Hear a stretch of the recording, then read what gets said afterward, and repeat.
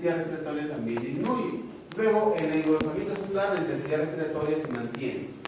En la maduración, la intensidad respiratoria puede crecer o también podría mantenerse, según el caso de la planta. Luego de la maduración, es inevitable la senescencia. ¿Qué sería la senescencia?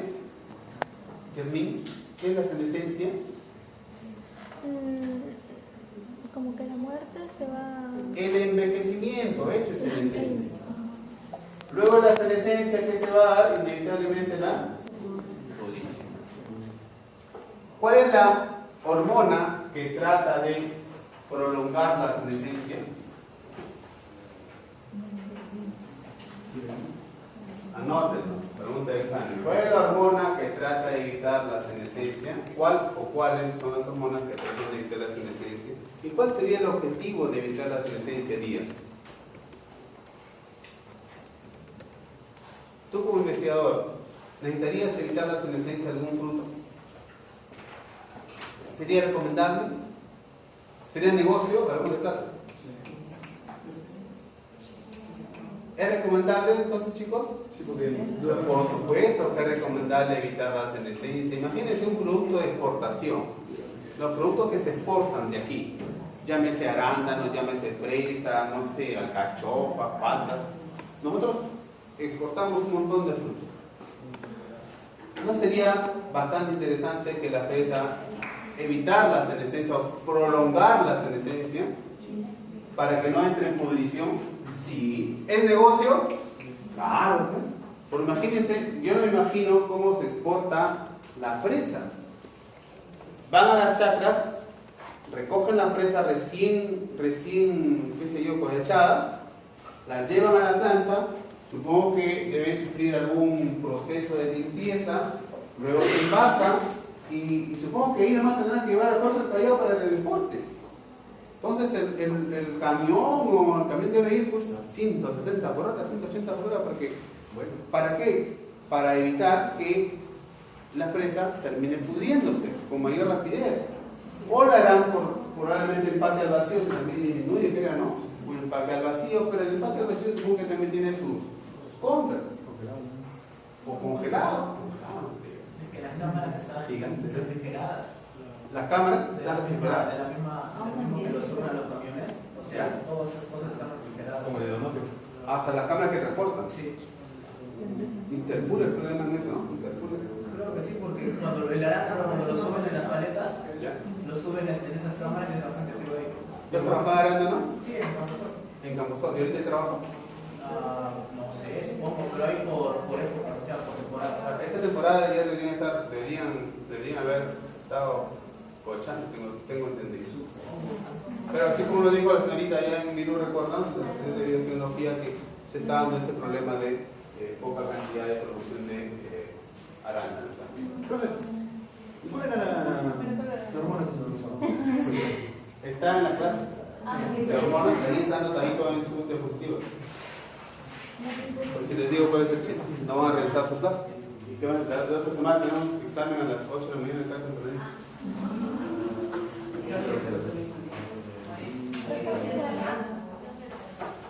El proceso otro punto, el desarrollo inicial de los frutos depende del aporte nutricional. Claro está, les decía hace un momento, los fotoasimilados deben ir directamente al sumidero, que en este caso es el fruto.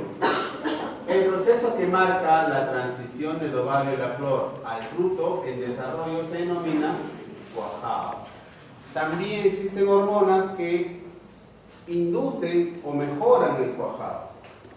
¿Cuáles son? Están anotados en su diapositiva. Les puedo dar hasta el número de la diapositiva, pero está ahí en la clase de hormonas. Para que se produzca el cuajado son necesarios 3 requisitos. La existencia de yemas florales maduras, que es un punto importante. Miren, las yemas florales maduras ha sido un punto de investigación también, en arándano, por ejemplo.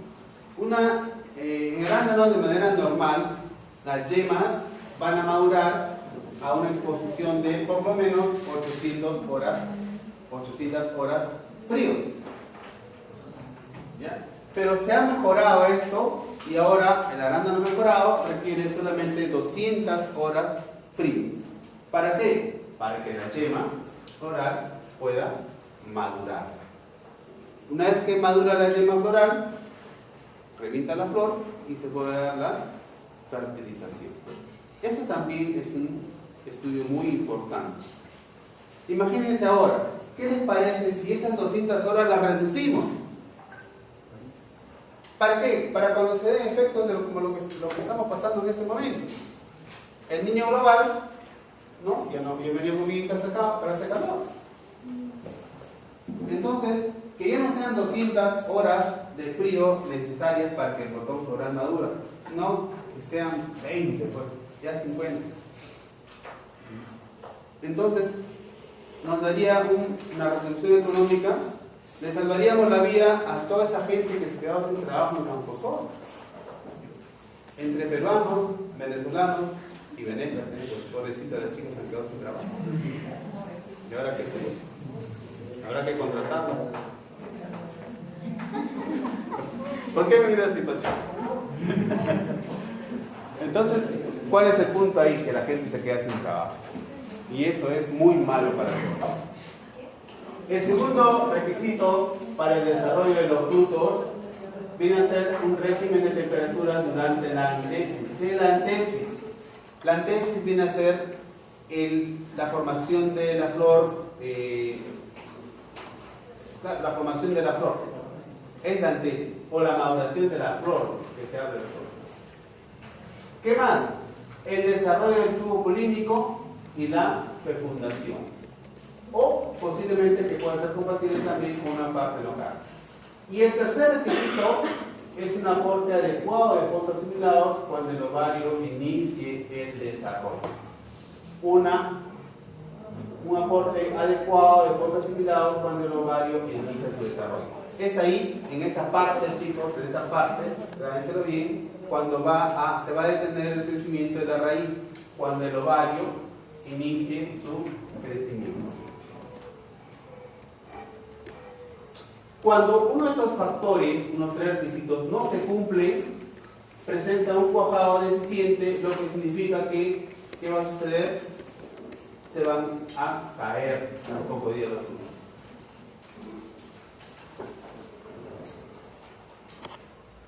Existen condiciones climáticas que pueden afectar el proceso de cuajado, por ejemplo, las temperaturas inferiores a 10 grados centígrados, la humedad relativa, la radiación solar, el sombreado también, son factores que afectan el proceso del cuajado. Obviamente la expansión celular determina el tamaño final del fruto, ya les mencioné hace un momento. El crecimiento del fruto está regulado hormonalmente.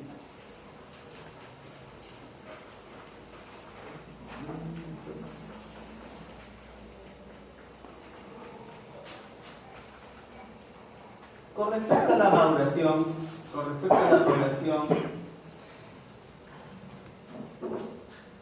es posible clasificar a los frutos en dos grandes grupos según su comportamiento fisiológico.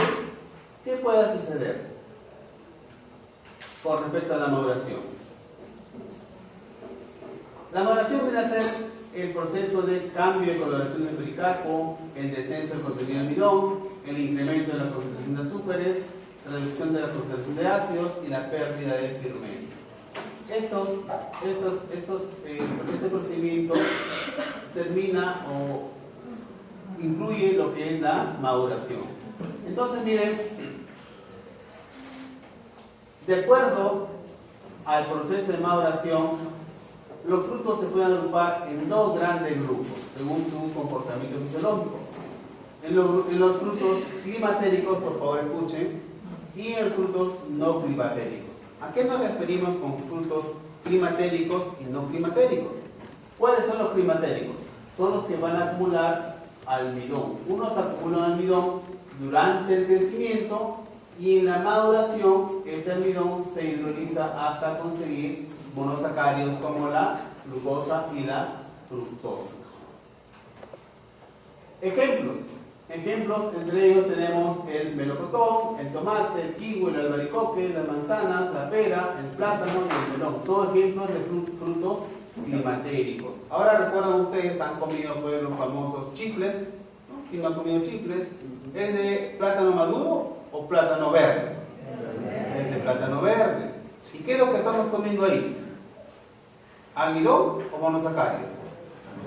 Almidón.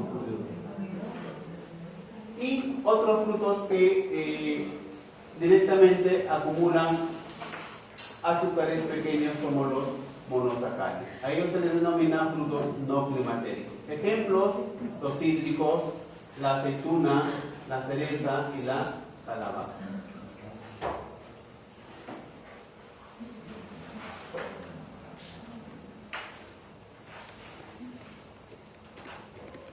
El etileno es la hormona de la maduración. El etileno es un similar a, ¿cómo se llama eso que utilizan para madurar los plátanos? Uno va al mercado de productos que no sean madurados artificialmente. Explica uno. Los que son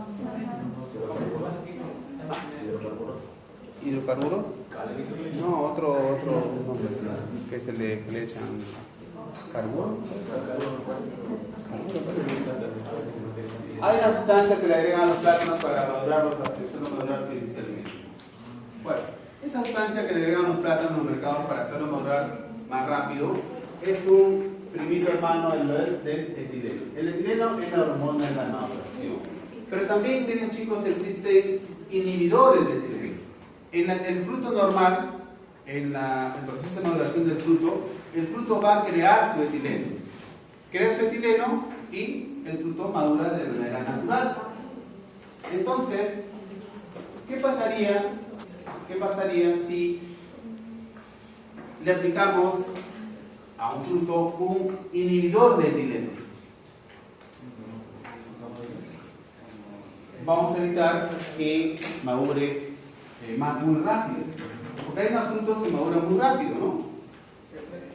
Colocándole un inhibidor de etileno podríamos prolongar la maduración. ¿Y para qué? ¿Cuál sería el beneficio de prolongar la maduración? Que dure más el fruto o esperar que sube el precio también, que sea más caro.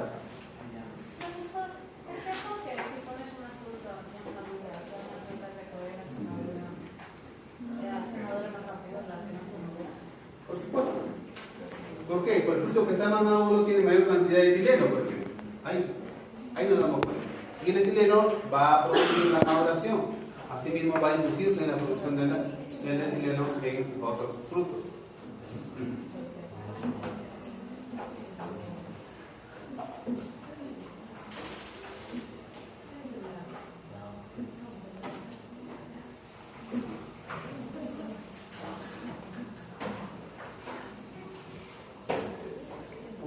Vamos a estar rápido, no somos demorados. Vamos a ver la parte de. ¿Tienen clase acá? Sí. Pero no importa.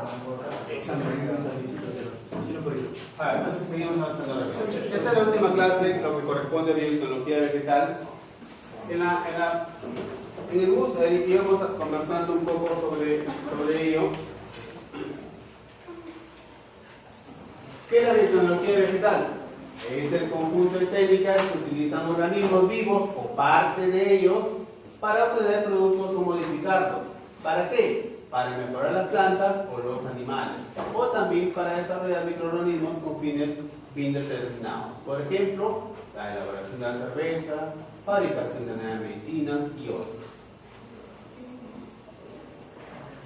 Las plantas pueden cultivarse en tubos de ensayo.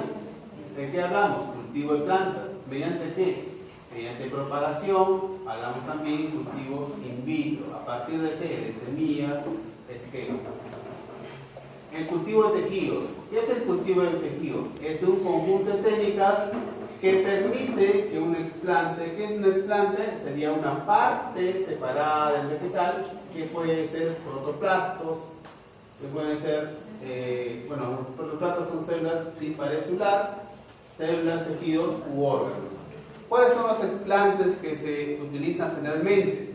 Pedazos de hoja, yemas axilares, meristemos apicales. es que están vivos. Se cultiva asépticamente en un medio artificial de composición definida y se incuba en condiciones ambientales controladas, como el área de incubación que tenían ahí en Chaimoch. ¿Recuerdan que no nos querían dejar entrar? Cultivo de tejidos. Podemos clasificar de dos maneras, de acuerdo al medio de cultivo y de acuerdo a su complejidad. De acuerdo al medio de cultivo, el cultivo puede ser cultivo de medio sólido, cultivo de medio líquido. Y de acuerdo a su complejidad, puede ser cultivo de órganos, cultivo de células o cultivo de protoplastos. Aquí tenemos un tipo de propagación asexual utilizando cultivo de meristemos. Acá tenemos el meristemo, se corta un pedito de meristemo y se coloca en un medio cultivo para poder obtener un plantín.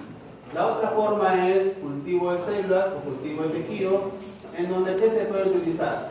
Se puede utilizar cultivo de yemas o también se puede utilizar cultivo de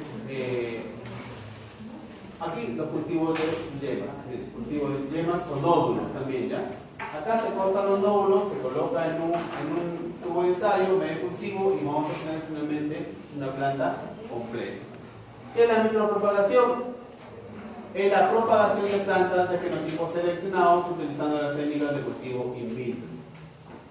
¿Cuáles son las etapas de micropropagación? Recuerden, la etapa 0, selección y preparación de la planta donante. Etapa 1, establecimiento de cultivo aséptico. Etapa 2, proliferación de brotes axilares.